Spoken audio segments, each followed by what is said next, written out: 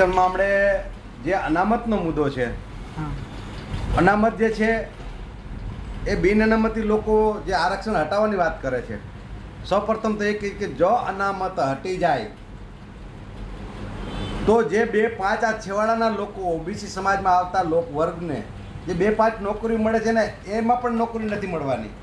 કારણ કે જે સત્તામાં બેઠા છે એ લોકો કેવા છે, મુખ્ય ખાતા કોણ ધરાવે છે કે સત્તામાં બેઠા જે લોકો એના મુખ્ય જે ખાતાઓ છે, રેવન્યુ ખાતા છે તે કે ઓબીસી સમાજને આપ્યા, જે ગૃહ પ્રધાનનું ગૃહનું ખાતું છે એ ક્યાં પણ આપ્યું, મોટા કોન્ટ્રાક્ટો છે એ ઓબીસી સમાજને ક્યાં આપ્યા છે, એ બિન અનામતી લોકો જે લઈ જાય છે, જે કમાવાના જે મુખ્ય લોકો છે એ ઓબીસી સમાજને ક્યાં આપે છે ખાતા? આપે છે તો કા નીણચારાના પશુપાલનના આપે, કા દિવાલિયાના ખાતા આપે.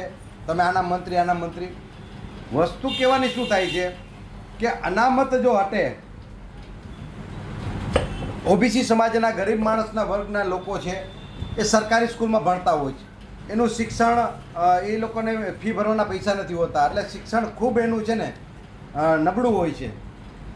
શું કે સરકારી અધિકારીઓ સાહેબો છે એ સાહેબો વધારે ચૂંટણીઓના કામ કરતા હોય છે અને સરકારી સ્કૂલમાં વધારે પડતા મોનિટરો રાખ્યા હોય છે કે 12 વાગે આવે 5 વાગે છોડી દેવા, 8 વાગે આવે ને 12 વાગે છોડી દેવા. એથી વિશેષ કાંઈ લેસન બેસન કાંઈ નહીં. એના સાહેબો જે છે એ આ કરે છે. પછી આરક્ષણની વાત કરી, જો આરક્ષણ હટી જાય ને, આરક્ષણમાં તમને વાત કરી કે રાજકારણનો મુદ્દો લઈ લે કે જે બિન અનામતી લોકો છે, આખા ગામડાઓ એના છે. માનો કે પાટીદાર સમાજ છે, આખું ગામ પાટીદાર સમાજનું હોય અને ત્યાં સરપંચ અનામત બક્ષી પંચનો હોય કે આદિવાસી હોય, આ કેવી રીતે ભેગું કરવું? આખું ગામ પાટીદાર સમાજનું છે એટલે અને બજાય જ્ઞાતિ મોટી જ્ઞાતિ હોય એટલે એમાં આખી જ્ઞાતિ પાટીદાર સમાજની હોય ને એક કોળી સમાજનો હોય, ઠાકોર સમાજના હોય કે અન્ય કોઈ પણ સમાજના ઓબીસી સમાજના હોય, એ સમાજને સરપંચ બનાવવામાં આવે તો એ આરક્ષણના કારણે લાભ કેને મળે? કે ઓબીસીને લાભ મળે, નકર તો એ વારો આવવા જ ન દે. અમારા 4 નંબર વોર્ડ છે, બિન અનામતી છે, ત્યાં 2 પાટીદાર લડે છે એક સાથે.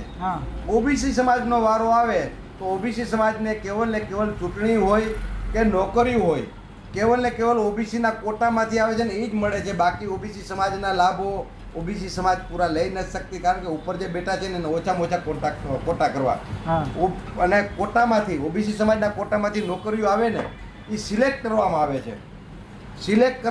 છે. પણ સિલેક્ટ કરવાથી પછી એની નોકરીના ઓર્ડર નથી થતા. મારે સરકારને જ કહેવું છે કે ભાઈ બિન અનામતી લોકો છે એ સીધા જ નોકરીમાં સિલેક્ટ થાય, સીધા નોકરીએ ચડે છે. તો અનામતી લોકો છે આપણા ઓબીસી સમાજના કેમ નહીં? ઓબીસી સમાજના લોકો છે એને સિલેક્ટ થઈને સીધી નોકરીઓ કેમ નથી મળતી?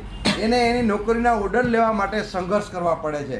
હવે અને તમને વાત કરી કે 1980માં કુલ ઓબીસી સમાજની 82 જ્ઞાતિ હતી. જેમ સત્તામાં લોકો આવતા ગયા ને એમ બિન અનામતી લોકો અનામતમાં ઘૂસતા ગયા અને ઓબીસી જેના નવા લોકો જે ઓબીસી સમાજમાં ભેળા છે એ લોકોને રાહત ભાવનું કોઈ વસ્તુ